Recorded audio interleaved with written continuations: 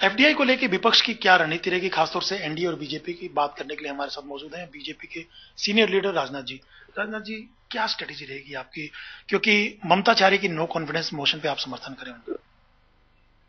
अभी तक एनडीए ने फैसला किया है कि संसद के पहले दिन हम लोग चाहेंगे कि एफडीआई ने रिटेल ट्रेड पर नियम 184 के अंतर्गत उस पर चर्चा हो। मैं समझता हूं कि सारे विपक्ष को एकजुट होकर इस विदेशी पूंजी निवेश के खिलाफ इस सरकार का विरोध करना चाहिए।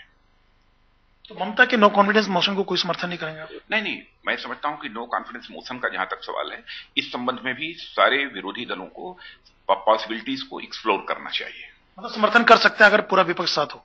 पूरा विपक्ष साथ हो तो हम समर्थन कर सकते हैं, इसमें कहीं दो मत नहीं है। प्राइम मिनिस्टर ने कहा कि हमको देश हित में तमाम लोगों को मिलकर काम करने की जरूरत है, विपक्ष से अपील किया। देखिए, महंगाई का मुद्दा, भ्रष्टाचार का मुद्दा और एफडीआई का मुद्दा, यह केवल पॉलिटिकल इशू नहीं रह गया है, बल्कि एक नेशनल इशू हो गया है। और मैं समझता हूं नेशनल काज के लिए सारी राजनीतिक पार्टियों को, और विशेष रूप से इस समय सारी जितनी भी विपक्ष की राजनीतिक पार्टियां हैं, उनको एकजुट होने की आवश्यकता है। मैं तो सबसे यही विनम्र अपील करूंगा कि सारी राजनीतिक पार्टियां इस राष्ट्रीय मुद्दों पर एकजुट होकर कांग्रेस लेड यूपीए गवर्नमेंट का विरोध करें, क्योंकि अब इस गवर्नमेंट के बने रहने का कोई औचित्य नहीं रह गया है। हाउस चलने देंगे राजनाथ जी? हम तो चाहेंगे कि हाउस चले।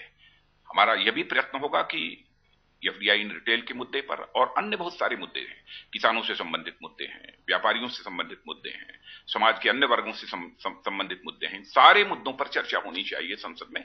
यह पूरी भारतीय जनता पार्टी और एनडीए का प्रयत्न होगा। धन्यवाद हमसे बात करने के लिए। राजनाथ जी, जिनका साफ तौर से कहना है कि नो कॉन्फिडेंस मोशन के समर्थन में भी वो आ सकते हैं अगर तमाम विपक्षी पार्टियां साथ हो। कैमरामैन कृपाल के साथ अशोक सिंघल, दिल्ली आज तक।